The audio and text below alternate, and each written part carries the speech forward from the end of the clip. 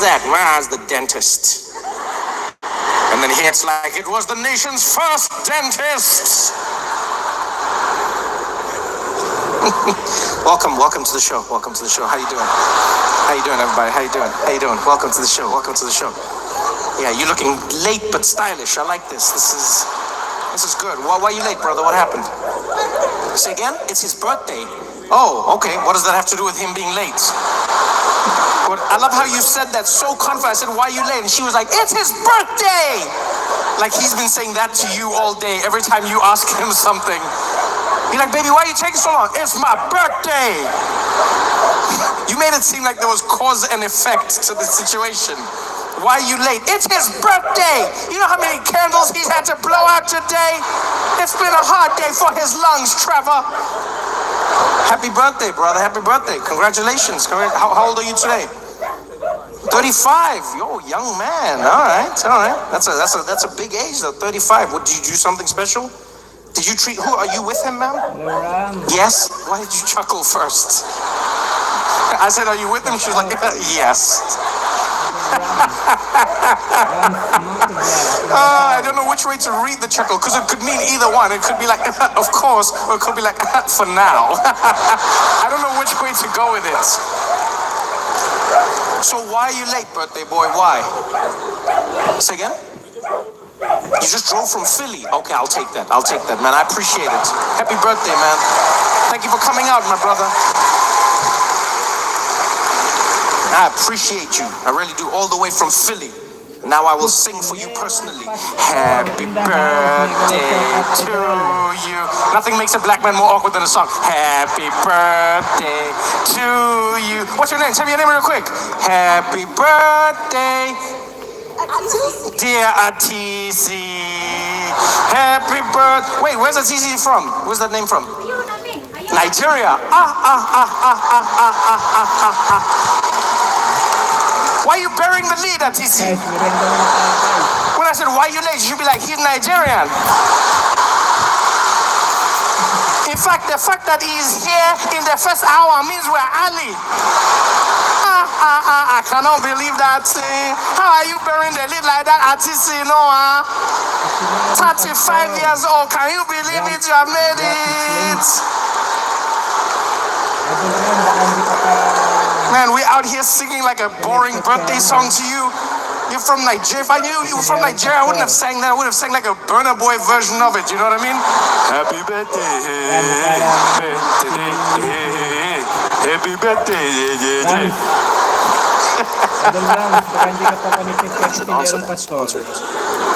Who is it?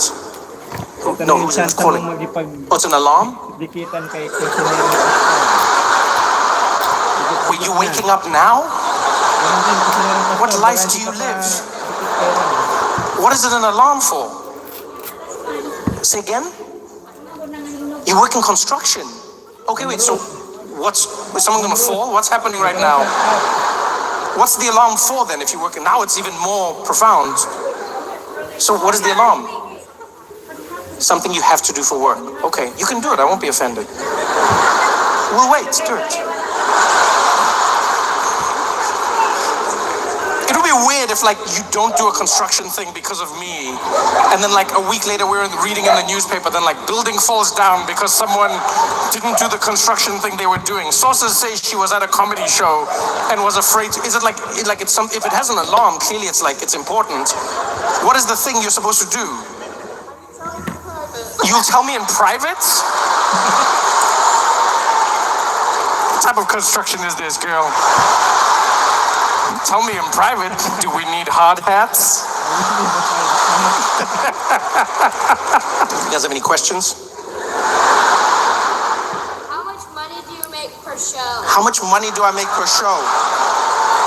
All right, I'm going to answer the question, but I first need to know, like, who did you come with? Who are you with? Are you with that gentleman? Yes. Are you his father, sir? And then are you the mom? Okay. You are confirming you are the parents. Okay. Because I don't know, that seemed like a setup right there. Okay. Do me a favor. What's your name, young man? Xavier. Xavier, do me a favor, Salamat, Xavier. salamat. Stand up on your chair. Ask your dad to balance you. Stand up on your chair and face everyone. And tell me this doesn't look like someone was about to be like, "Are you my father?"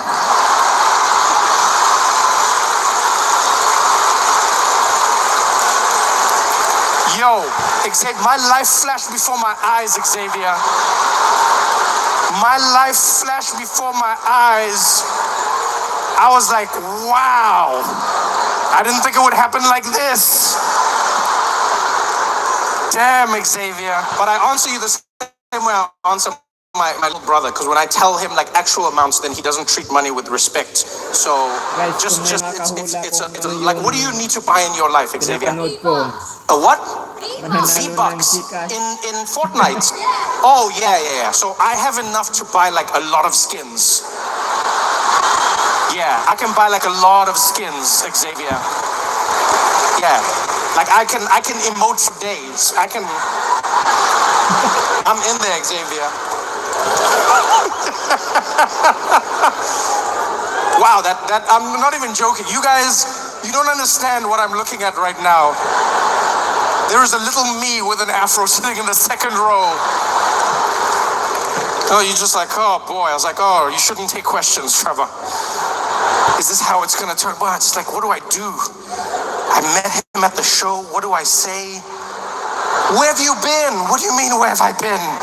I don't know you. Why did you leave me? Oh, goodness, Xavier. Guys, pag may makahula kung ano tong pinapanood ko, mananalo ng ano, Gcash sa palipad. 100 pesos.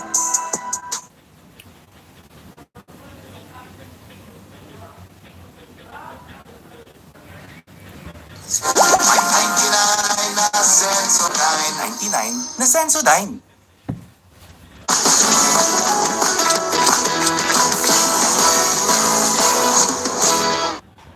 Trump is a psychopath. I cannot work with him. Do you know how insane that is?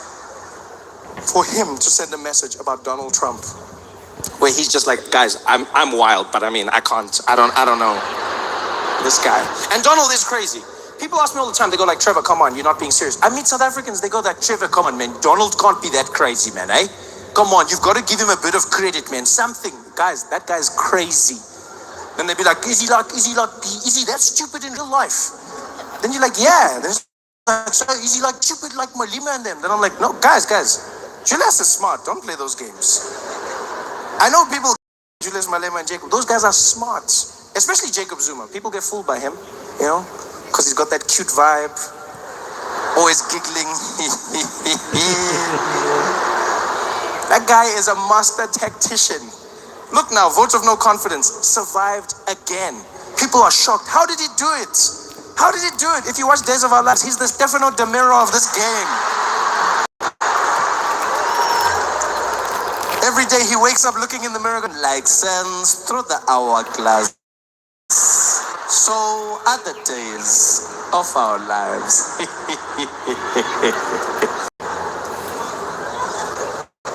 And a lot of people make that mistake. I've realized a lot of people make that mistake.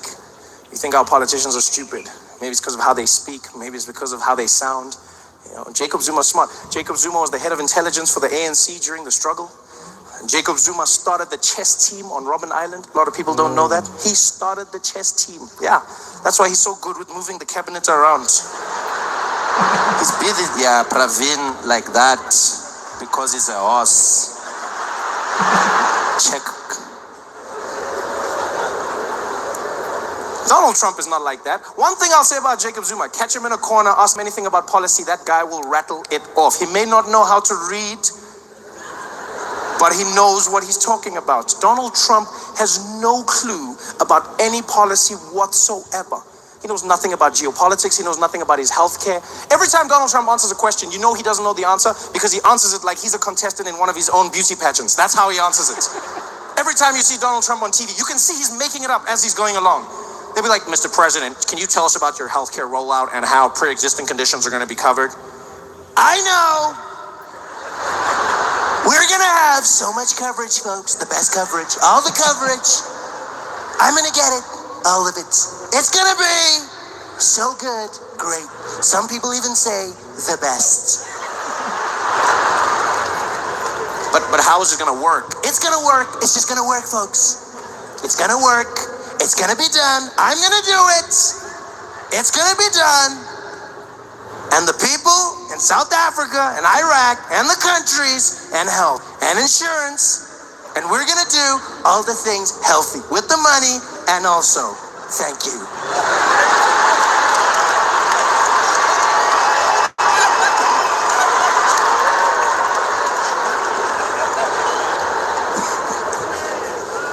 Donald Trump is losing his mind, saying the craziest things. We're gonna build a wall, and Mexico's gonna pay for it. I love how Mexico's like, we ain't paying for shit, man. We might build your wall, but we ain't paying for it, man. Stupid. Donald Trump's just doing his own thing. Everything seems to be going wrong for him. Now he's getting ready to start a war, launch a nuclear weapon. North Korea, they will know fire and fury. Fury and fire, fast and furious. Tokyo Drift, like no one's ever seen. This guy's gonna blow up the world, people. He's not having a good time. So I correct people all the time. I go, look, man, say what you want about Jacob Zuma. He knows his policy. Yeah, doesn't mean he's getting things right. Doesn't mean he's doing the correct things, but he knows his policy. You can't say they're the same, you know? And say what you want about Jacob Zuma, but he knows how to handle his ladies. Yeah, he doesn't have any problems there. Donald Trump, walking around in public, his wife smacking his hand away. In public. Do you know how embarrassing that was? Yeah. Donald Trump was there, trying to hold Melania's hand. She just slapped it away. He tried to grab it, and she... And then the second time, tried to grab it, and she just did like a little thing. And everyone was like, are they okay? Are they fighting? I was like, yeah, of course they're fighting. They're having a horrible time. Completely horrible time. And you don't even need to see the video of the hands to know that they're having a bad time. I've had a theory for a long time that Donald Trump and his wife are not in a happy relationship. And I don't want to start any rumors, but I've noticed this. You know, I've noticed it in their speeches. Every time Donald Trump or Melania speak, it seems like they're throwing shade at each other. They're giving a speech, but they're actually talking trash about the spouse.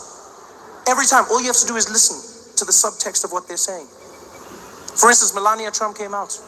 She made a speech about her platform as First Lady. In America, every First Lady gets to choose what their dream job is going to be, what they're going to be doing to help the country. Michelle Obama says she's going to help kids get healthy meals and workouts. Melania Trump came out, and what did she choose? She came out, no one forced her, and she was like, as First Lady, I believe we need to fight against the cyberbullying. All of the people on the Twitter who are saying the bad things, we need to stop them.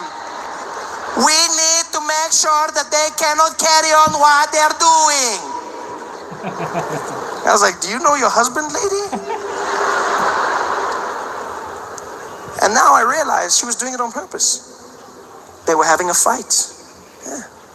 She probably got home that night, dropped her keys on the table. Donald Trump was sitting in the living room, turned on the lights. Hi, Melania. I saw what you said about me. On the news, it was very not nice. Oh, hello, Donald.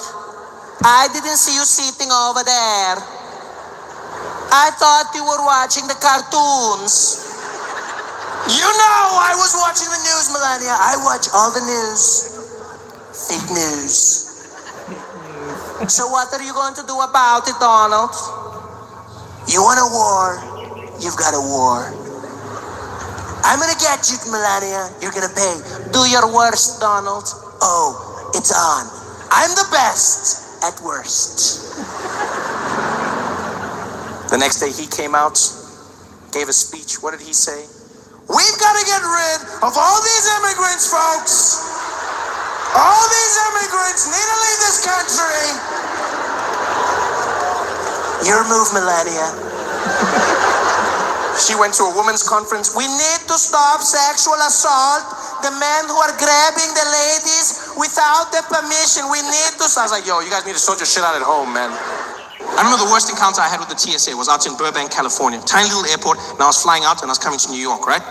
And so I'm in Burbank Airport and I go through security, and then for some reason I was beeping. I don't know why. I walk to the metal detector and I beep. Go out, beep. Go out, beep. Go out. And every time I have to take something off, I gotta beep. And the agent, he's just losing it. The whole time he's like, take that off, take it off. And I'm going like, beep, beep, beep, beep. He's like, take that off, take it off. And I come in, he's like, take that off. He's getting more and more angry. I'm basically naked right now and he's losing it, losing it. Like I felt like an underperforming stripper. It was horrible. He's just like, and finally he's like, you know what, just get out here, get out here, get out here. So I walk to the side, he's like, go ahead and put your hands up, go ahead and put your hands up. I put my arms up, and he whipped out a little personal metal detector. Yeah, it looks like a midget sword, right? But they call it the wand. That's what they call it, the wand.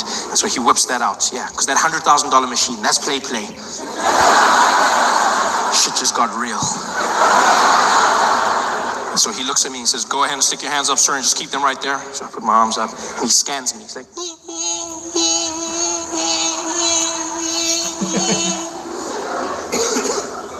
you got any metal objects on you? I'm like, well, then what was that for? If you were gonna ask me anyway, then what was this? The foreplay to my honesty? What is this? Why? And then, as if he can't do this right, he calls for backup. He goes, I'm gonna need you wait. Can we get Velasquez to gate 10, please? Velasquez to gate 10. And he calls for a man by the name Velasquez, who I'm assuming was the best wander that they had. Because he wasn't even on the floor. They called for him, and Velasquez emerged from the back offices of the TSA. He walked out, and the energy changed. Thank you so much for coming. People bowed their heads as he walked past. Everyone gave him a little nod. You could see he was special, and he didn't look like it. He didn't look like much. You know, Velasquez was a little Mexican man, very long mustache, big chest, and he was very short, really, really short guy. But he didn't feel short. Like he looked short, but he didn't feel short. Do you know what I mean? Like he had this thing. You know those short people that are so confident, it looks like they just chose to grow low. He had that energy. And so Velasquez walks down towards where I'm standing with my agents. My guy tries to apologize, says, I don't know what's going on. I silenced him with one move of his hand. He's like, no, I go. And he stepped up, he looked me in the eye, and he's like, sir, you got to stand for side and not give for that, okay? Don't touch nothing on the movie, okay? None of that. And I didn't know what he was saying. But I knew what he meant. So I stood there, I raised my arms, and as I did, he whipped out his wand. He started using it all over me, and as soon as he did, I knew why he was who he was. It was the most magical thing I've ever come across in my life. The way he wielded that wand was unlike anything I've ever experienced. I felt like I was being blessed. I just stood there with my head down as he went all over me, just blessing me with his power. It was something special. It was like a force and energy. It's like on the outside, you still heard that beeping. It was like, but in my head, I heard a lightsaber. That's what I heard. I heard like, it was like,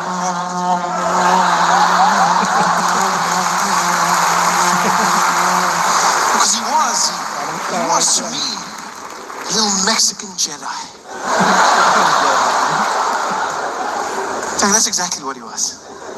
He was my Mexican Jedi. Which, by the way, I feel would be a welcome addition to the Star Wars franchise. No, I'm a big fan. I'm a huge fan of Star Wars. I love Star Wars. I was super excited when I found out they'd be making another one. I was losing my mind. I went back, watched all the movies, and I came to realize that there's no Mexican Jedis, not even one. There's no Mexican Jedis, which is weird. Because when you look at it, technically speaking, Star Wars is a vision of America in a distant future. So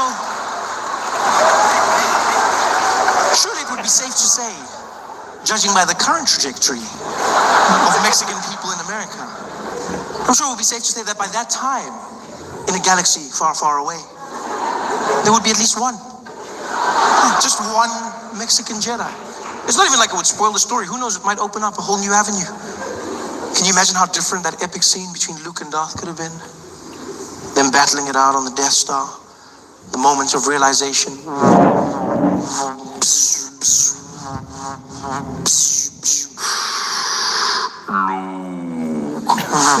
What do you want, you evil man? Luke. What do you want from me? No. Luke, man. Sige lang natin yan. Salamat. Sige, paano mo na ako sa prayers mo?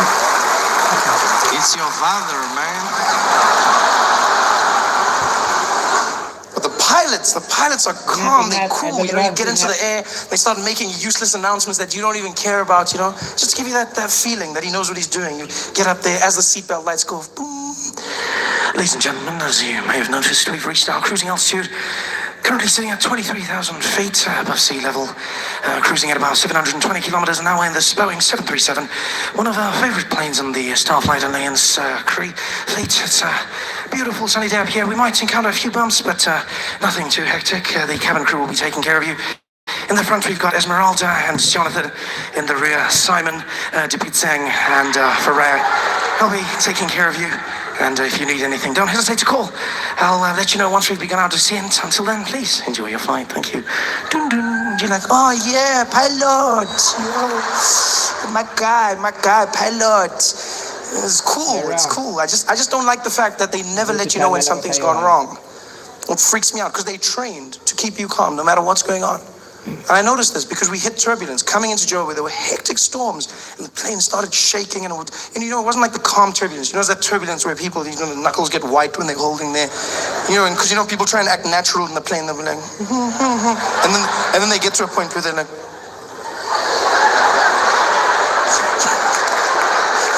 You know, when that point comes, and like everyone is panicking, except the air hostesses. They're amazing. I love how they do it, you know? Like you'll hit the turbulence, and be like, things are falling, the bags are hitting the sides of the compartments. People are panicking, and except they just move through naturally. It's freaky. It's almost like their lower half is not connected to the upper body. Because they'll just carry on, they'll be like, yes, you guys. Would you guys like some coffee? Yeah, okay. There you go. Be careful, it's hot. Thank you. Right then. Anything for you, sir? Yeah. Okay. Okay then. Just pass me a apple juice. All right. Thank you very much. There you go. Would you like some ice? Nice. Thank you. You know how they do it. And then the pilot has the nerve to come on in the middle of the biggest storm ever. The plane is shaking. The wings are tilting slightly upwards. You think you're gonna die. It's like people are screaming. Ladies and gentlemen, we've encountered some slight turbulence. We'll ask that everyone return to their seats at this point and refrain from using the lavatories. Please note we will be flying at a high altitude to try and alleviate the problem. Also, keep your seatbelts fastened and no hot drinks will be served at this time for your safety. Thank you very much, and I'll speak to you in a moment. We've gotten out of this bumpy patch. Speak to you in a moment. That moment might never come. He doesn't tell you this. When the nationwide flight lost an engine, the pilot said nothing. It just felt quiet. I don't want a pilot like that. I want someone who lets me know. I want to know before I'm going to die. I want to know. I want to say a prayer or two. I want to prepare myself, you know. I want to forgive everyone that I hate in the world. Give me a chance. Give me a chance. But they don't, pilots. No, they don't. I bet people who die in plane crashes don't even know they've died. Must be the worst feeling in the world. There's like a whole bunch of confused people popping into heaven like, poof. I swear these airports change all the time. I never know where to go. Are we in heaven? Oh, wow, I can't believe we made it, hey? I can't believe, wow, this is amazing. And there's St. Peter at the gates, and he's like, hey, come forward, please, come forward. Come forward. She's like, here you are, St. Peter. How about you? Yeah, I know, many of people are shocked. Just come. I get that all the time. Just come.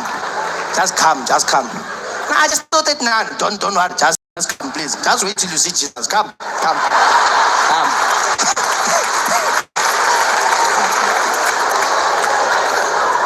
I don't want that. I want someone to let me know when I'm going to die. Like taxi drivers. There's no person who dies in a taxi not knowing that they've died. Just before the crash, taxi driver will be like, yo! People walking into heaven like, yo, dead. Dead. Yeah, no, Shonile, we dead. God. They know. Sometimes they survive the crash, but they still think they did. Walking on the pavement, dead.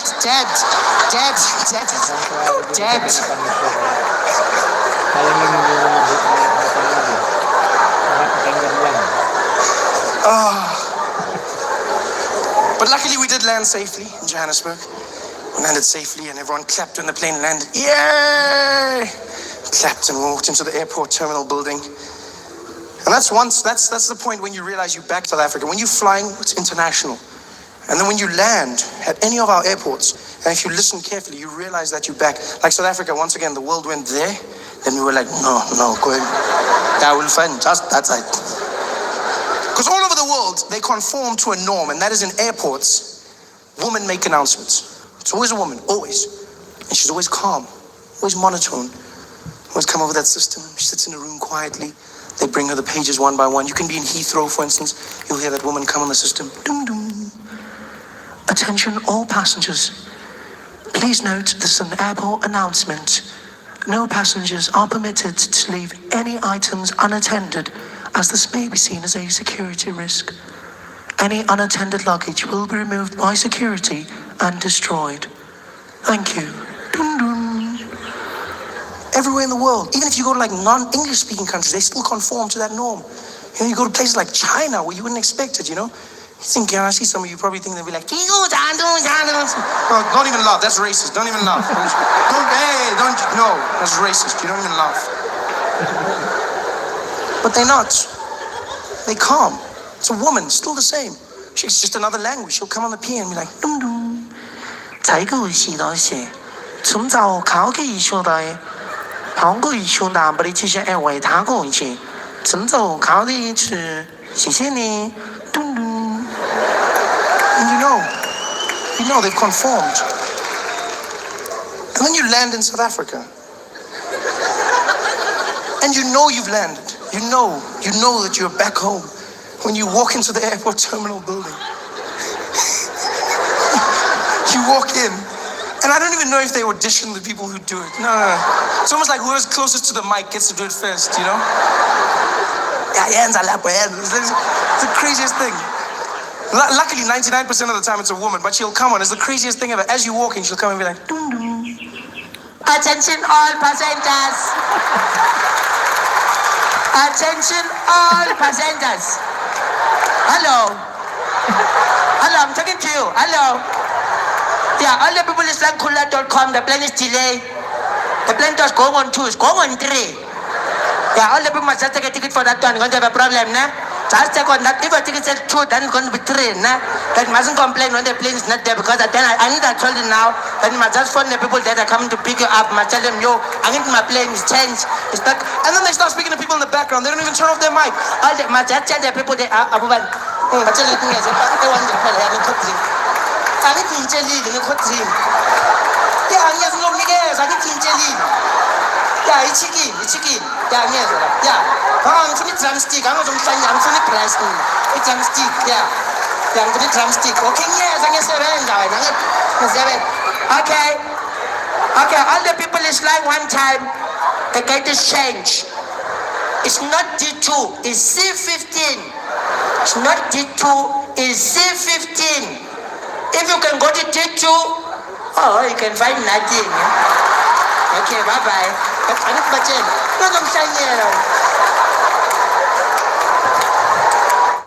So I love coming home. I get to see the stories from a different angle. I get to enjoy it all. I'm so happy to be back. But everything has flipped on its head. 2 years. Guys, going away for 2 years is not a long time. And you come back to South Africa and everything has flipped on its head. I went away for 2 years. I come back and white people are on strike. I thought it was a Leon Schuster sketch. In the streets, white people marching, and immediately you're like, these people have no experience. No experience whatsoever. And white people, I'm not trying to minimize your pain in any way, but I'm just going to say, when watching it on the news, it doesn't have the same gravity of the march of black people and colored people and Indian people in South Africa. Because when people of color in South Africa march, you can see they want service delivery. When white people march, it looks like you're fighting for vitality points.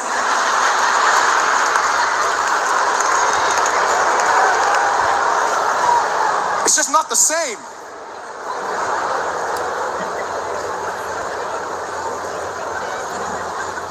And then I saw white people got offended because they said, we're going to launch a march.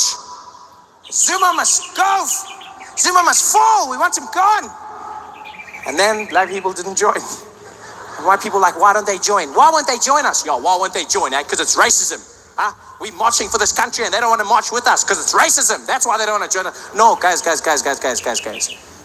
Black people are not joining a march. It's not because of racism. It's because of rhythm.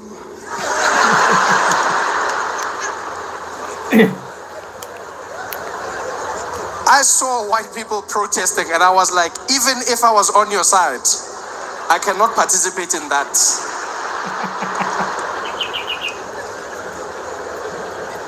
The best white marches South Africa had were 3 old white ladies who had the worst struggle song I've ever heard in my life. Sounded like a lullaby converted into a struggle anthem. Zuma must go. Zuma must go. Zuma must go. Zuma must go. Zuma must go. Zuma must go. Yo, I can't march to that, guys. I don't even know where to begin. You realize a march is about rhythm, right? 10% of every march is the issue, 90% is the beat. When black people march, you need to encourage others to join. Along the way, you need to pick up stragglers. Just some people who get into the rhythm as you move past. Some guys are just there as you walk past. Host, give up, host, give up, host, da da da da, host, give up, host, give up, host, da da da, host, give up, host, give up, host. People are joining. People are joining.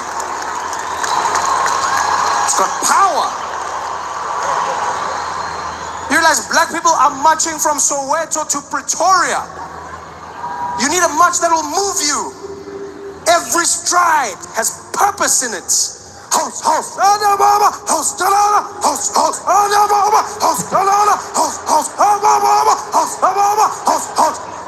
moving. Zuma must go. Zuma must go. Zuma must go. Zuma must go. Zuma must go. Zuma must go. Guys, we're not even getting to Craig Hall like that. Asfigi. Marching with that song to Pretoria. By the time we get there, Zuma left by himself. Chilling there in his house in Dubai. Laughing. Did they only arrive just now?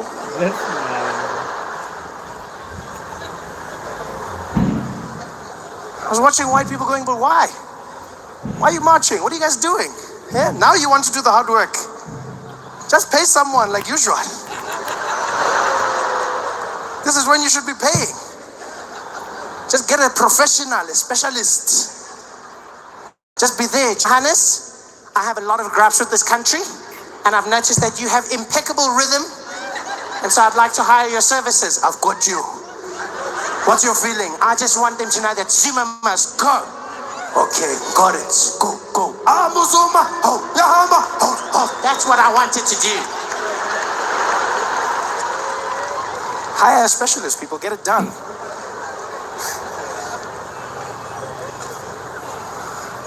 This song will get you nowhere. It's a frustrating time, though, man.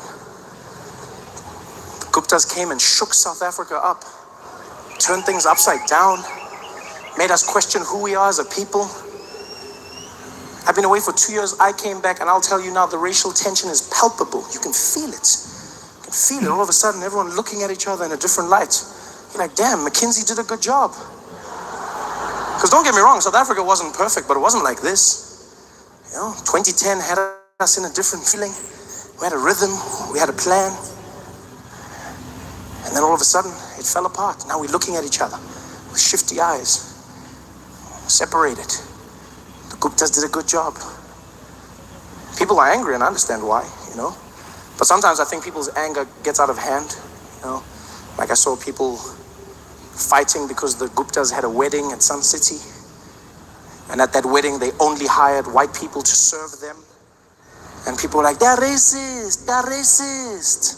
Okay, maybe they're racist. Or maybe the Guptas are doing what every black person dreams of doing when they get enough money.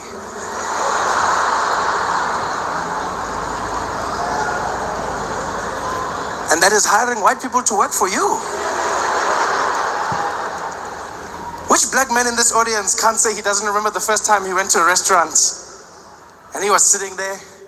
Some white guy came up to the table. Good afternoon, gentlemen. Can I help you with anything?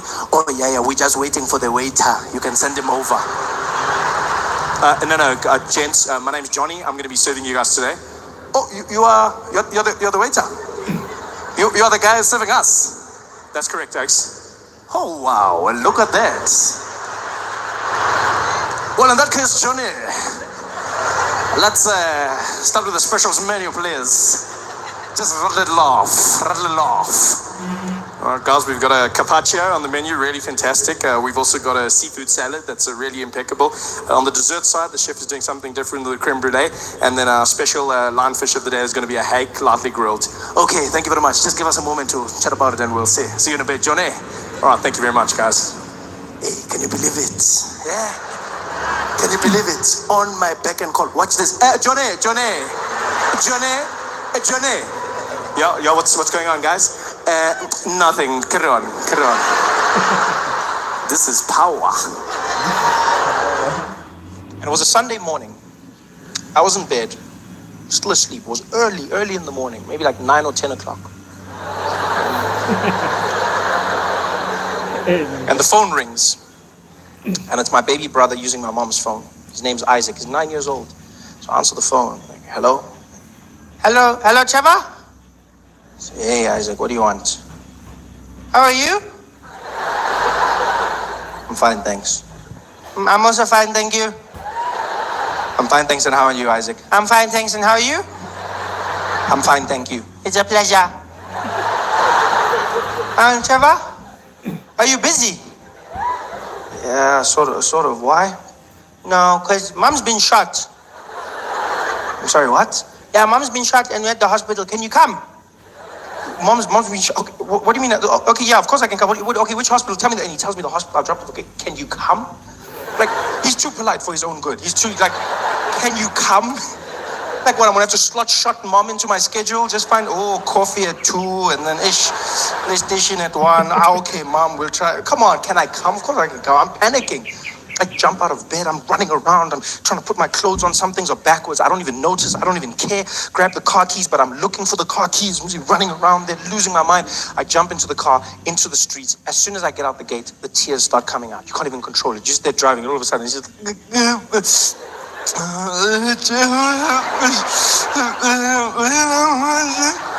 I'm driving, I'm trying to hold it back, but then I get to the traffic lights, the robot is red, and I just let it out. It just comes out. No,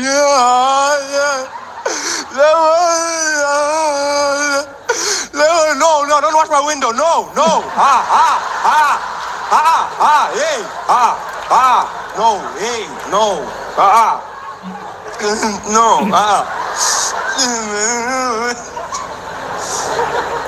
And there I am, driving to the hospital like a madman. I get there, jump out the car. My brother's standing there, the emergency section. I see him outside. He's just standing like nothing happened, looking around.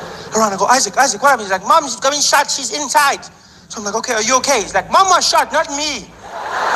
No, that's not what I'm saying, you idiot. Whatever, I'm coming back. So I run inside. My mom's in the prep area. All the doctors are standing around her. There's blood everywhere. I'm looking at the doctors. And just by the way, doctors are not as good looking as they are on those TV shows, eh? No, like they set the bar really high. Because I was shocked. I ran and I was like, what the hell? Sorry, that was inappropriate. What's happening here, guys? They're like, sir, you need to leave. I said I was sorry. Come on, this is what's happening. Like, no, sir, you can't be here. Please leave, please. I'm like, oh, whatever. Okay. So I go outside. The nurse comes to me. She's like, Mr. Noah? I said, yes. Okay, Mr. Noah, we've got your wife stabilized right now. And I said, my wife? She says, yes, that's Mrs. Noah, right? Yes, that's my mom.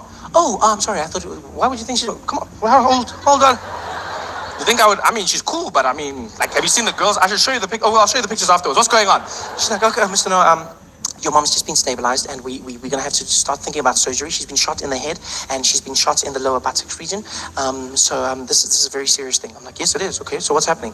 Well, we just found out that she doesn't have medical aid. So what? She says, yeah, she doesn't have medical aid. Now, my mom always had medical aid, always. But now it turns out she canceled it a few years ago. I didn't know this. She canceled it because she never gets sick. You know those people? I just never get sick. I never get sick, Trevor. I never, ever get sick. I don't know why I have this. I never get sick. Yes, but you didn't think of bullets.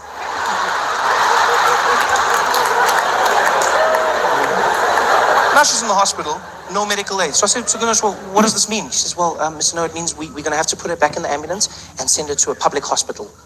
So, but she's bleeding now. You can't say. She says, I'm sorry, so that's all we can do. She has to go to a public hospital. Now I'm panicking. Public hospital?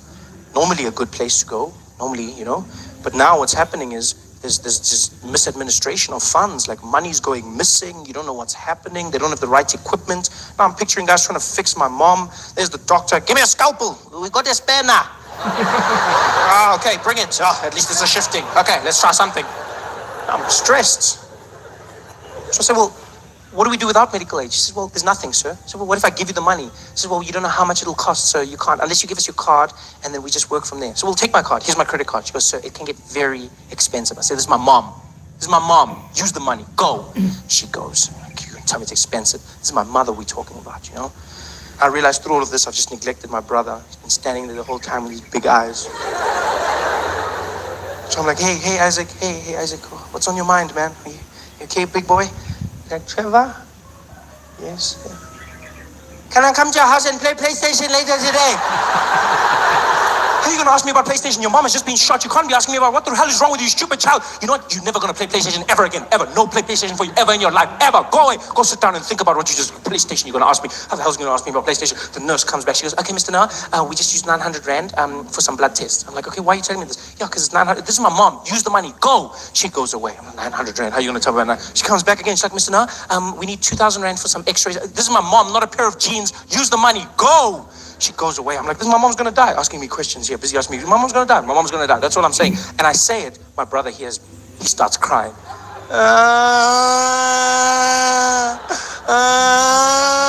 like, Isaac, I'm sorry. Are you okay? He says, I'm not okay. You said I'm never going to play PlayStation ever in my life. And I play Need for Speed, and now I can't play PlayStation. I'm like, you still crying about play? You have no right to cry. You hear me? You shut up. Stop crying. You can't cry about this. You shut up. Now some woman comes out. She knows my mom's been shot. Now she thinks I'm telling my brother not to cry about my mom. She just gets involved. She's like, hey, you let him cry, okay? You let him cry. Some people express their pain in different ways. You let him cry. I'm like, I will not let him cry, lady. I will not let him cry. Many kids grow up without one, okay? This is nothing, it's fine. Like, you should go play in the park or something. It's not a time to cry right now. What the hell? You spoil your kids. That's your problem. You should take it away from them so that they can learn about life. You both shut up. All of you, shut up. I'm telling them this. The nurse comes back. She goes, Mr. Noah, we're ready for surgery. I'm like, so do the surgery. She says, yeah, but sir, this could get very expensive. ICU and surgery is very... I'm like, lady, what is expensive? This is my mother. She says, so well, anywhere from like 20,000 Rand. This is my mom, all the way to like 500,000 Rand.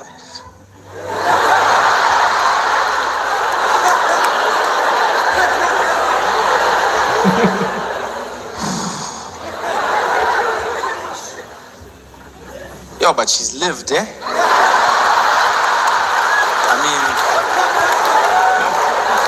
She's like, what, 56, 57?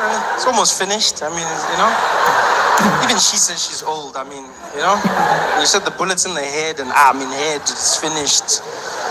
Yeah, because now that money, we need to pay for the funeral, and we need to buy scones for everybody. And this guy needs a PlayStation, So, I don't know. She's like, sir, we need the go-ahead, otherwise we can't do anything. I said, okay, well, use the card, just use the card. We'll handle the debts. She goes away. I'm stressed. Because I've seen this happen to people. Go into a hospital, you don't have enough money, use your credit card, next thing you're in debt for years, and the person could die. Yeah, the person dies. And when they die, the doctor doesn't give your money back. No, he doesn't. Yeah, because he tried, and that's all he has to do. You'll get there and be like, doctor, did you win? Be like, wah, wah. And your money's gone. That's all I was stressed about. But the most amazing thing happened. Turns out, my mother wasn't that badly hurt. It was a miracle, really. The ass bullets didn't do much damage, because my family's gifted. The head bullets didn't hit anything vital, yeah? Other than the head, obviously. But it missed her spinal cord, missed the nerves, didn't touch the brain, went right through, missed the eye, hit the eye socket, and so deflected. And all it did was it cut a piece of her nostril off, just one side, and the bullet went out clean. Which means she didn't have to go in for intensive surgery, and her recovery was only a week. Yeah, a week, which was fantastic, because that means the bill was only 24,000 rand. I mean, and she's alive, yes, but the bill was only 24,000 rand. This is great, really great, because 25 was my cutoff. So, you laugh, but that's how much I've calculated I'm willing to pay my mom back for all the Ultramel custard I've consumed in my life. Everything else, none of my business, eh? Food, clothes, schooling, all of that stuff, I'm not paying. I hate it when parents say that to their kids. You know how hard I have to work for your bloody school and your clothes? I didn't ask to be born. That's your job. Please, you handle that. I asked for the Ultramel. We can keep a tab. Don't involve me in your things. That's what I calculate, 25,000. Yeah, I would have been there. 24,750. I would have been there. The doctor, Eta. It's fine, my man. No, stop. No, you tried. You tried, man. It's cool. No, you tried it. No, just switch off there. Switch off. How much? 250 left. We'll pour petrol or something. It's fine. Just switch off there. You tried.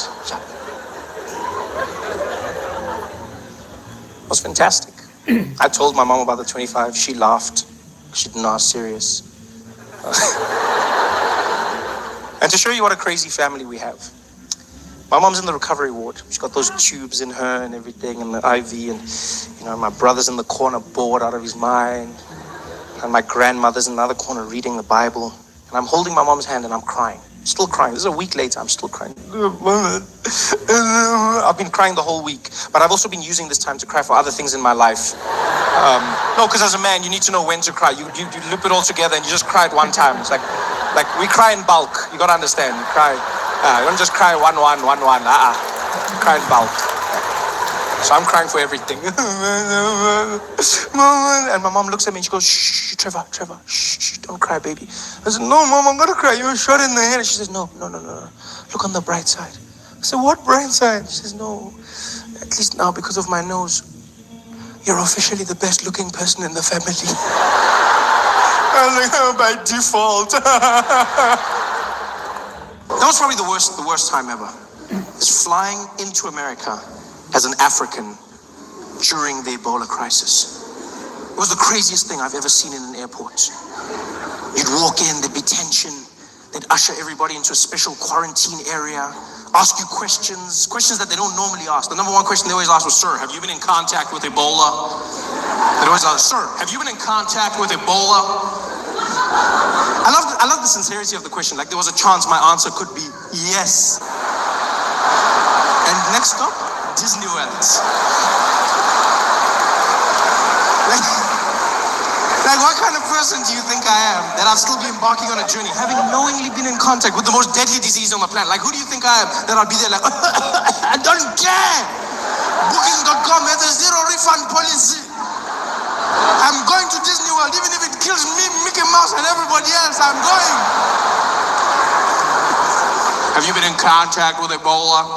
And they always said it like Ebola was like a distant relative. I love the phrasing. Have you been in contact with Ebola? Yeah, I spoke to him last week. He's doing well, eh? Thank you very much for asking. Ebola made flying a nightmare. One of the worst flights. I was coming from Johannesburg, South Africa, going to San Francisco. Flew, and then because of the distance of the flight, you have to stop over in Washington, and they change over your flight, so you go onto another plane, and then that plane takes you to San Francisco. And when we were changing planes, when we were switching over, The air hostess in the second plane tells the passengers that Africans are coming on board. And so because of this, they're going to be spraying the cabin with a light pesticide. No, I understand. Like when people are afraid, they do stupid things. I get it. But what I didn't understand was actually boarding the plane. Had the decency to speak behind our backs. Because we're walking onto the aircraft. And she takes her little microphone and she goes, "Ladies and gentlemen, please note we have some passengers joining us on a South African flight. They're coming from Africa. If everybody could please stay in their seats as these passengers find their place. We're going to be spraying the cabin with a light pesticide crisis. And feel free to cover your nose, eyes, ears, and mouth. The pesticide shouldn't be harmful, but it may be. So if everybody would just cover up, and we'll be coming down shortly as everybody takes their place. Thank you very much." She says this as we board the plane. This is our introduction. Ebola crisis. And we're there like, hello, hello. Do you know how hard it is to find a seat in a plane with people that think you're bringing them death? Do you know how hard it is? Like you're sitting there and everyone you go, it almost felt like that scene from Forrest Gump. Like as I'm walking down the plane, people are like, you can't sit here. No space.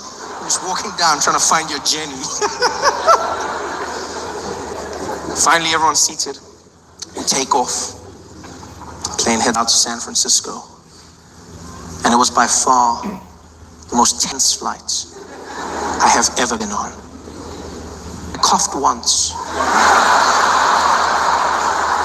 The plane shook. It wasn't even a bad cough. It was just like a little tickle. I was just like, the guy opposite me was like, Ebola! Ebola! I was like, yo, dude, calm down, man. Calm down. It's just AIDS. You're safe, buddy. Calm down. It's okay.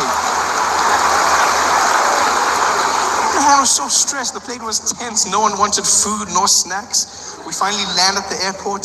The plane is taxiing to the gate, and everyone was waiting for that seatbelt sign to go off. Everyone was just like, it was more than normal. Because already, I never understand why people are in a hurry on a plane to get out of their seat. Like, because you can't go anywhere.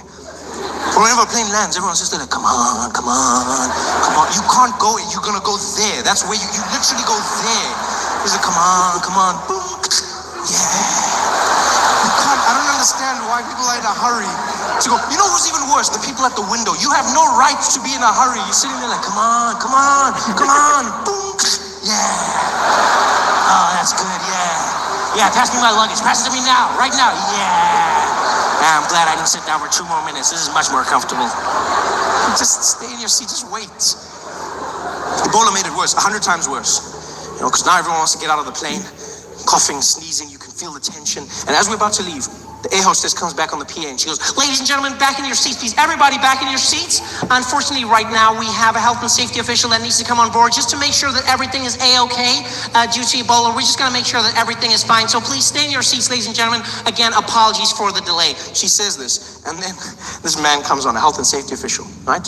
And he has with him a list of all the African passengers and a thermometer, right? A digital laser thermometer. And he comes on, and his job is to scan all the African passengers and get their temperature. And I think the way it works is like, if you're very hot, then you've got Ebola, right? So he's got the list. And he walks around, scans the passengers, and gets the thing, walks down, ticks their names off the list, gets the temperature, gets the names, temperature, names. Finally gets to where I'm seated. And does the weirdest thing. He scans a passenger opposite me, moves to my aisle, looks at me, looks at my name, looks back at me, and then he just shrugs and walks away.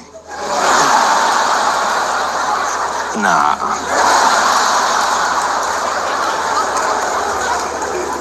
Almost as if I wasn't African enough. I've never felt so conflicted in my life. Yeah, because don't get me wrong, right? I never want anyone to think I have Ebola. But I also don't want anyone to assume that I can't have Ebola. You don't know me. You don't know what I'm capable of. I could have all the Ebola in the world. And this guy just ignored me. He walks away. I'm there trying to cheer myself up, like, chin up, Trevor, you could have Ebola. Chin up, kid. Come on, you can have Ebola. And he walks to the back of the plane. He scans the rest of the passengers, gets to the tail, and he realizes he's now missing a name. So he looks back through the plane, can't figure out what's going on. I know it's me, but I'm not going to help him. He had his chance. He had a good Ebola man, and he let him go. And so I watch him panic. And as he panics, the air hostess comes back down the plane. She goes, "Hey, what's going on? I need to get the people out of here." He goes, "Yeah, I know. I got a problem on the Ebola list. I can't figure out where the passenger is." And she's like, "Yeah, I got to get the people out." He's like, "Look, I know this is killing me as well, but I just got to figure out." She's like, "Yeah. If I don't get them out, I'm dead. I got to get the people going." He's like, "Yeah, I know. Just calm down. Just give me a second." And now you can feel the tension building on the plane. People start whispering, there's murmurs going around, because some people are hearing pieces of the conversations, like broken telephone as it goes down the plane. All they're hearing is, yeah, Ebola, killing me, people. It's like, yeah, dad, everybody out of here, dad. It's like you feel the tension. People start looking at each other. The guy opposite me didn't even hide it. He was like, it's you, Ebola, it's you. I was like, dude, I do not have Ebola. Stop saying that.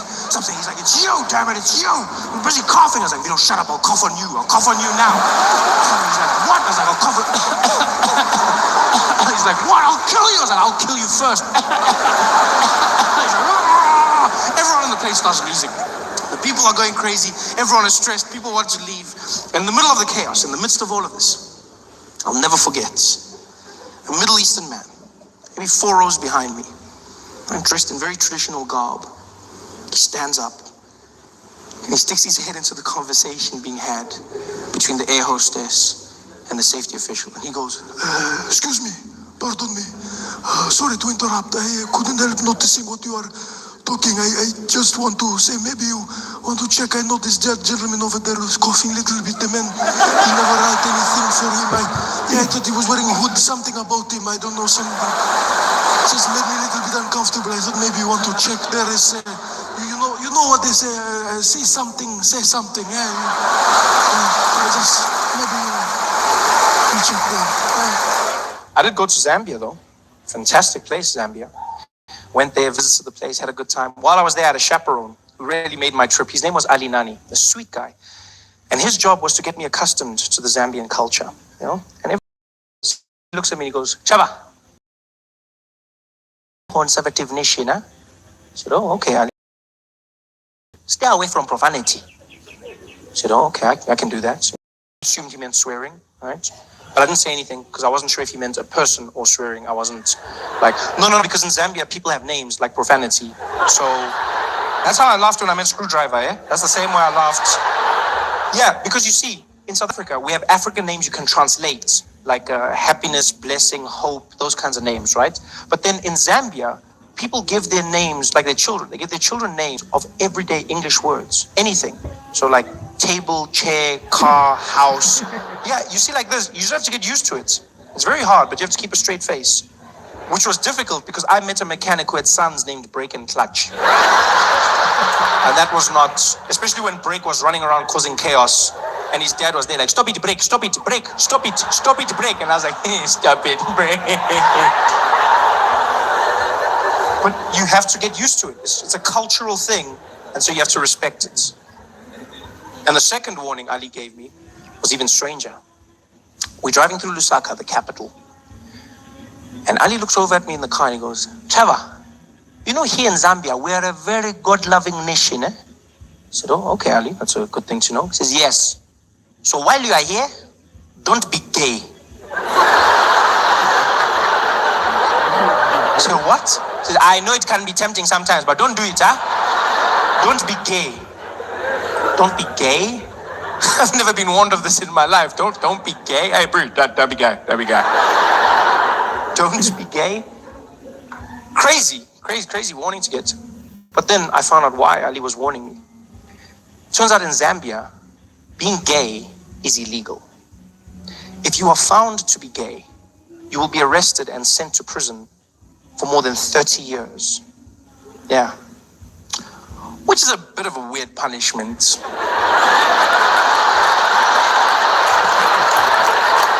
When you think about it. I mean, I'm not saying gay guys would enjoy prison. I'm just saying if I was gay, that's not the worst thing you could do to me. Be like, "You're going to jail." I'd be like, "Oh no."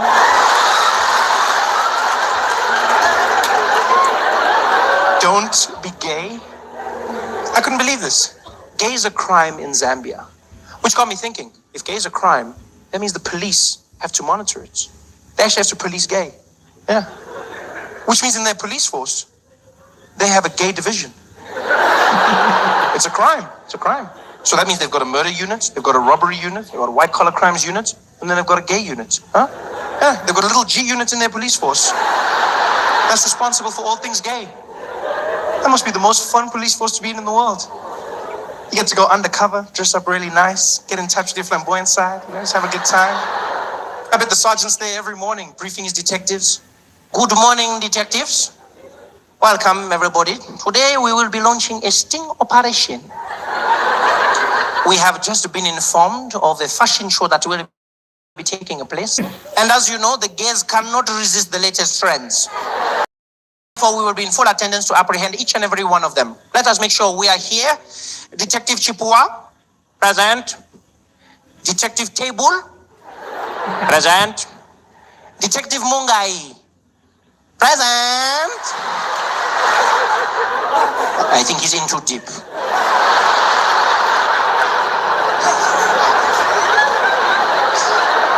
How do you police gay? Do they stop you if you look suspiciously gay in the streets? You know? I mean, gay doesn't have a look, but maybe you've just got a bounce about you. Maybe you just have like a bit of pizzazz, maybe, you know? Do the police pull up there and it's like, "Woo! You over there! What is the purpose of that flamboyant scarf? Put your hands up! Turn around! Don't tempt me! Don't tempt me! You're going to jail." How do you police gay?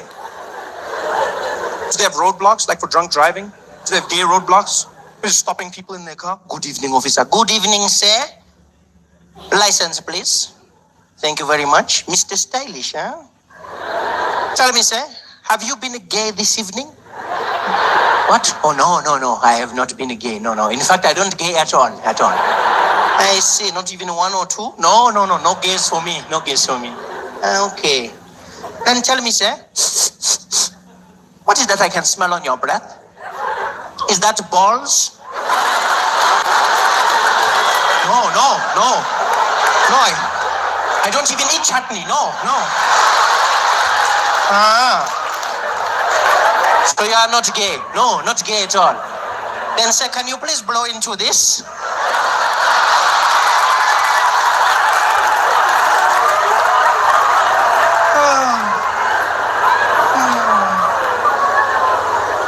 Don't be gay. I was not gay while I was in Zambia, so I had a good time. Went around, saw the people. The highlights of my trip came when on my day off, I asked Ali for suggestions. Ali said to me, maybe you should drive around Lusaka, meet some of the people, just have a good time. I said, Ali, I want to do something special. He said, okay, well, in that case, maybe you can go to the mall. And if you are lucky, maybe you can ride the escalators, huh? So what? Yeah, I'm not promising anything. But if you are early, maybe you can go once or twice. So escalators, I know, mind blowing, huh?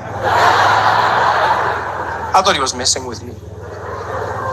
Until I found out people in Zambia go to the mall just to ride the escalators.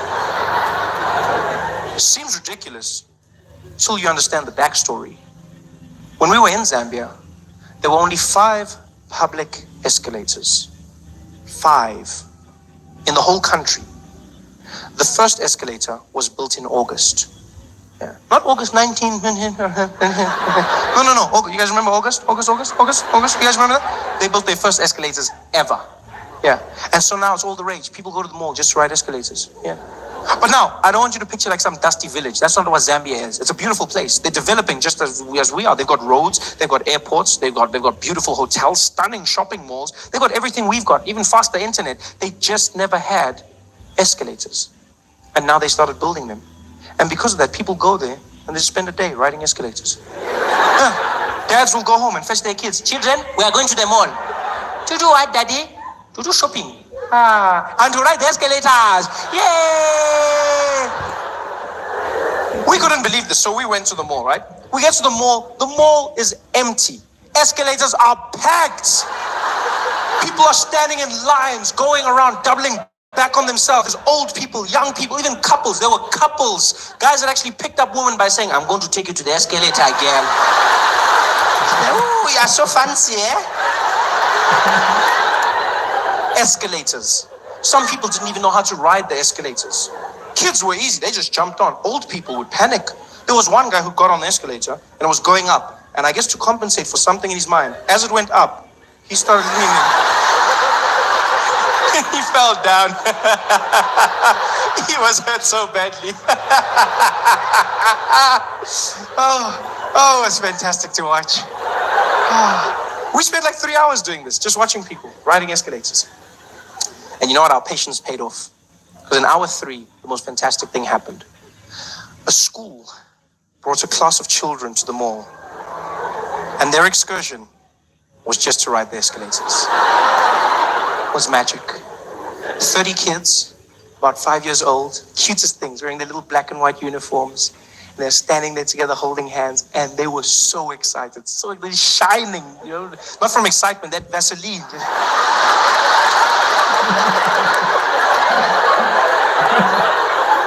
And there's 2 teachers with the children, and they grab their hands on either end, and in a long train, they start to march through the mall. And as they do, they start singing at the top of their lungs like little angels. Escalator, escalator, escalator, oh, escalator, escalator. And it was the sweetest thing ever. People are waving at them, smiling. And these kids see the escalators and they lost their minds. These kids went crazy. They not holding hands. They start screaming and running around. It looked like a zombie movie or something. It's like they're jumping, but then you see the smiles on their faces. It looks like the end of Sarafina. You're like, what the hell's going on here? These kids are screaming and having the time. They're jumping around, doing cartwheels. The teacher can't control them. She's panicking, like, hey, get back, 2 by 2, 2 by 2. 2 by 2 was one of the kids. I didn't know. She was like, 2 by 2, next to me, sing in file. Other kids are still jumping. She can't control them. There was one fat kid. He couldn't jump, so he just shook himself. Escalator.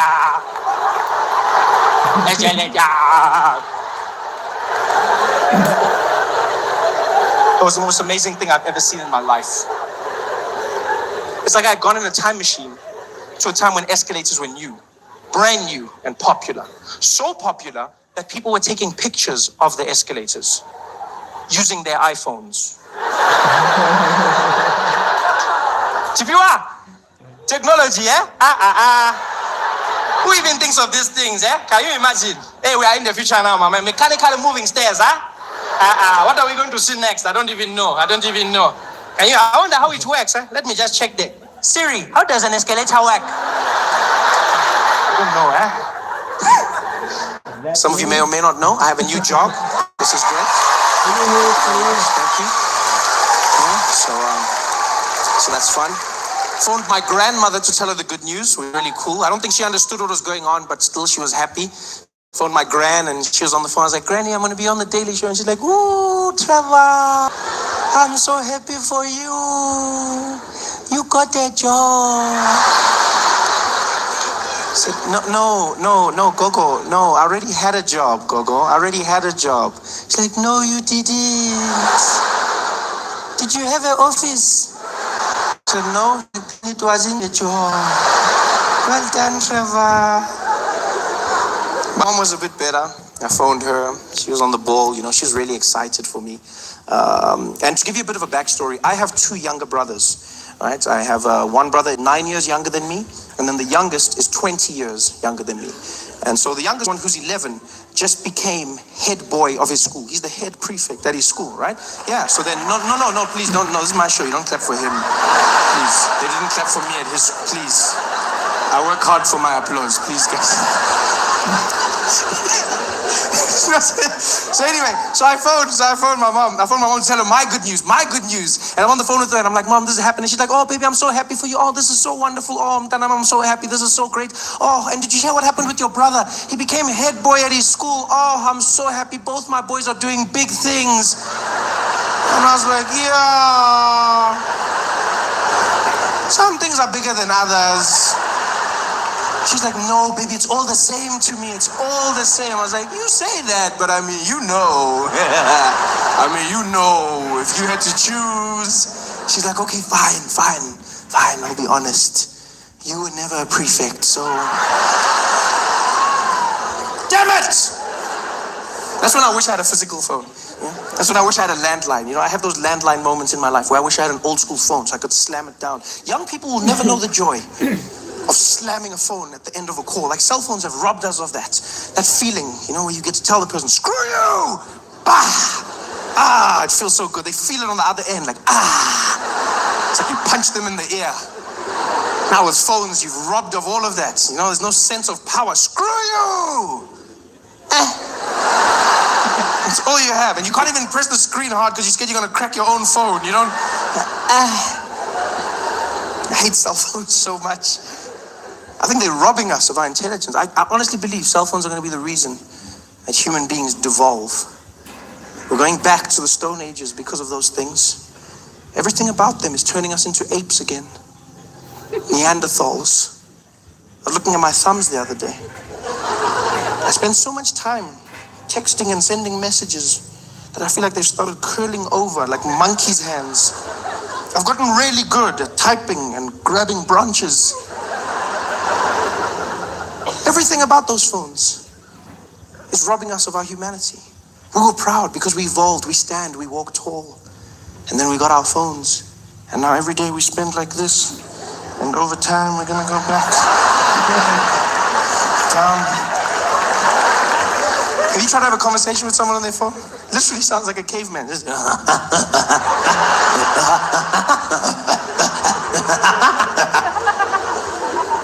We've lost it. We don't know how to communicate anymore. Now we use those emojis for everything. Emoji.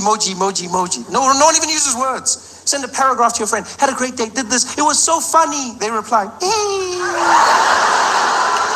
And did you hear? She died. Ooh. That's it. No words.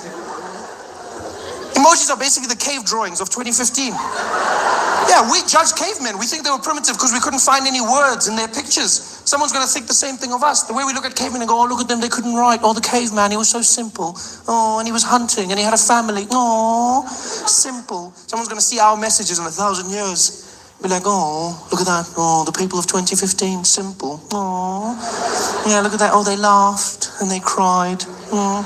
Sometimes they laughed until they cried. Yeah. Some of them were blind in one eye, yeah. But that didn't stop them from having fun. Oh. And there were monkeys that didn't talk. Oh. Monkeys that didn't listen. Oh.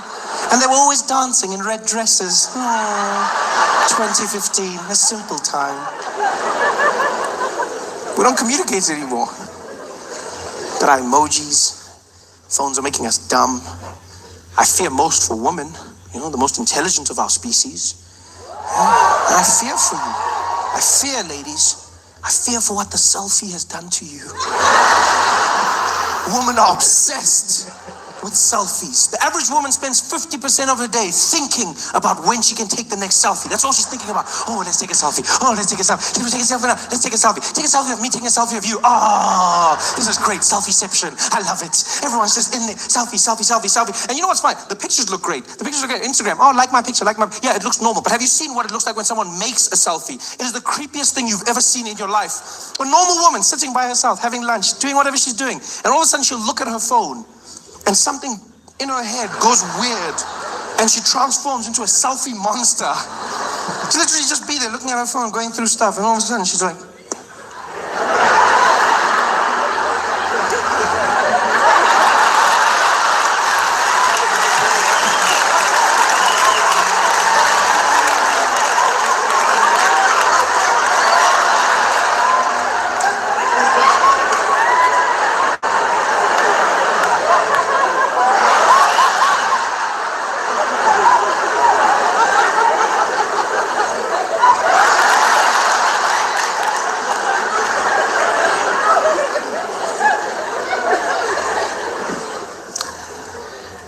just randomly took a picture, caught off guard, hashtag I woke up like this. Hashtag no you didn't. Hashtag you crazy. Hashtag stop that shit. You know, recently because of my job on The Daily Show, I got invited to very prestigious events. You know, I've started getting invited to very, very fancy functions. Functions I would have never been invited to before. You know, recently I got invited to my uncle's wedding. Never knew me before this. And before that, I got invited to an event in New York called the Met Gala, right? A very prestigious event, yeah, where 500 people are gathered together. Different personalities from all walks of life come together. You know, actors, singers, painters, musicians, everyone. And you spend the night dressed very nicely, looking at history and art. Just walk around, smiling, looking sophisticated. Yeah. And it's so exclusive that they tell you exactly what you're going to be wearing at the event, right? So they not dress code, exactly what you wear. So I got phoned. They said, Trevor, we'd like to invite you to the Met Gala. I was like, wow, okay. And they said, and you will be wearing a Ralph Lauren suit. And I was like, well, okay, how much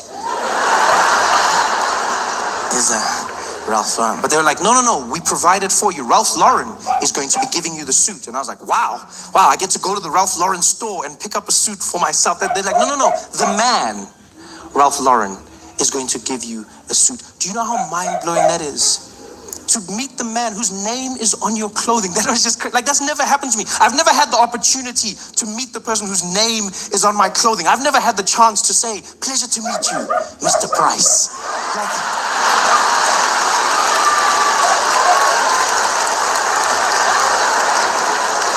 this is a new world for me. Here I am wearing his suit, invited to the Met Gala. And they tell you it's going to be a fun affair, you're going to have a great time. You get there, you eat with some people, you talk, you laugh, you walk the red carpet, which sounds like fun. You know, red carpets sound like fun. You walk down the carpet, people take pictures of you. Yeah, it's a lot more stress than it seems. Because you have to look perfect. I didn't know this. Like, you have to look perfect all the time. So, and they're so strict about it that they have a tent at the beginning of the red carpet that you don't see on TV. And in that tent, they prepare everybody. All the celebrities stand in the tent together, and then they make sure everyone's dress is perfect, everyone's hair, nothing is crumpled up, nothing, you know, and you stand there, and everyone's there together, which is really cool because you see all the celebrities like getting dressed basically, and you know everyone. They don't know you, but you know all of them. So like, you're there just looking at people, and people are very nice. You're like, hey, how are you? It's like, oh, hi, I'm Trevor. Trevor, nice to meet you. It's like, oh, Beyonce. And you're like, hello. Come on. Yeah, I know you from my bedroom wall. I know you. But you can't say that. You can't say, you see, because you gotta look cool. You know, you gotta look like you belong. So now you're meeting people that you know, but you gotta act like you don't know them, which makes you look like a jackass. Because now I'm there like, Trevor, Beyonce? Beyonce, did I say it? Beyonce? Nice to meet you, Beyonce.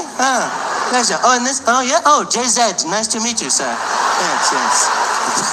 You just look like an idiot. So I'm standing there getting ready with everyone. And then there's a guy who basically tells each person to walk out one at a time. Each celebrity, you walk out onto the red carpet.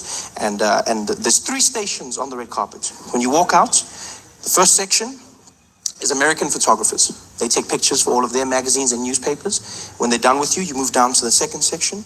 That's the European photographers. They do the same thing for their magazines. And then you move to the last section, Asian photographers, Japan, China, that region. They take pictures, and then you walk into the event. So you walk to each one. They tell you to smile. Don't smile too much. Close your eyes. Don't not smile. Makes you look angry. And pose with your body and your head. Pose body and head. Because some people make a mistake and then turn. Don't do that. Turn everything at the same time. Everything. So I'm ready. I'm like, I can do this. You know, so I'm in the tent with all the celebrities, and the guy's calling people out, lets them out one by one, because they don't want 2 people in the same shot. They don't want Beyonce there and then me in the background, like, you know? So the guy's like, okay, we're ready, guys. Look, we're ready. Rihanna, let's get Rihanna out. Rihanna, come on. How are you? Good to see you. Come on through. And so Rihanna walks out, you know. Anne Hathaway. Anne, how are you? Come on, Anne. Good to see you. Go on. Yeah. And then it's my turn. The guy's like, you. Yeah, you. Come on, let's go. Come on. I'm like, me, okay, me. He's like, you ready? I was like, I'm ready. He's like, okay, go on. And I stepped out, and immediately when I got out, I realized I wasn't ready. I was not ready at all. I was not ready. And I've never seen that many flashes in my entire life. You step out, and it seems like every camera in the world is flashing at the same time. All of them screaming. It's like, it's just bright. It looks like someone threw a teaspoon in a microwave. It's going crazy. It's like, and everyone's screaming your name. Trevor, over here. Trevor. Now you're trying to find them. You look like a madman with voices in your head. Trevor. You're like, yeah, speak to me, Jesus. You're trying to find. You don't know where the thing is coming from. You're like, come on, Trevor. And then one guy throws me off in the middle of it. He's like, Trevor, give us a pose. And I'm like, a pose? He's like, yeah, pose. I'm like, no, I don't know how to pose. I've never thought of posing. No one told me. So now, like, I don't know what posing is. I've never practiced posing. And then the guy's pose. I'm like, I don't know what's a pose. He's like, come on, something sexy. I'm like, sexy? I don't even know what's it, because I've never practiced. And when I read magazines, I go straight to the women's section. Like, I don't look at the men. I don't see how they posing. I look at J-Lo and Kim Kardashian. So he's like, sexy. I'm like, sexy. So I just go to what I know. I'm just standing there.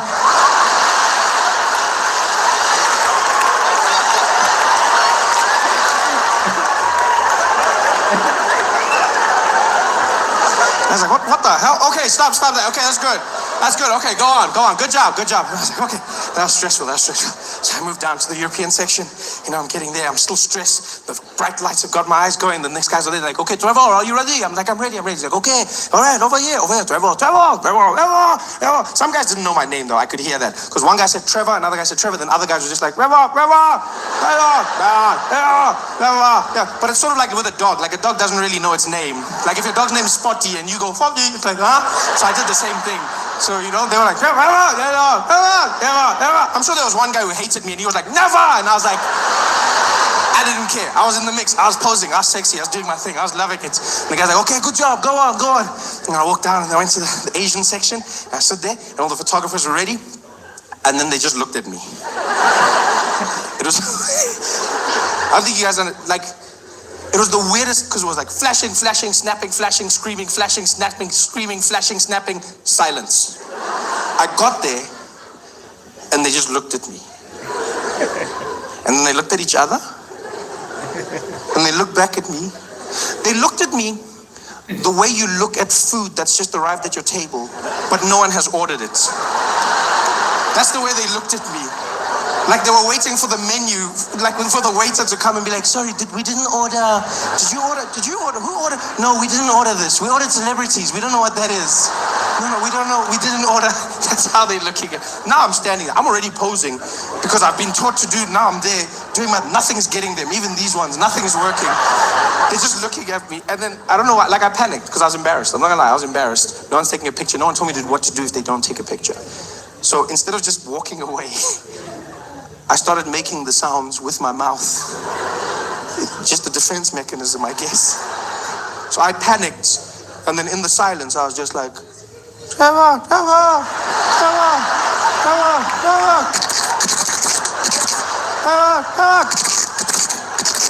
And now they're just looking at me like, Trevor, good job. And I was like, the newspapers say that. He's famous, so now people treat you like you're famous. They start saying weird things to you. Strangest things people would say to me. Trevor, well done on everything, eh? Congrats. But, even though you're going to America, don't forget us, all right? Don't you forget us. I don't even know who you are. People would say the weirdest things to me. You know what the number one thing people have said to me? Number one thing? It's not good luck. It's, hey, Trevor, good luck over there. But whatever you do, don't forget your accent, all right? Yeah, please, don't pull a Charlize on us, okay? You keep your accent, man. Make us proud.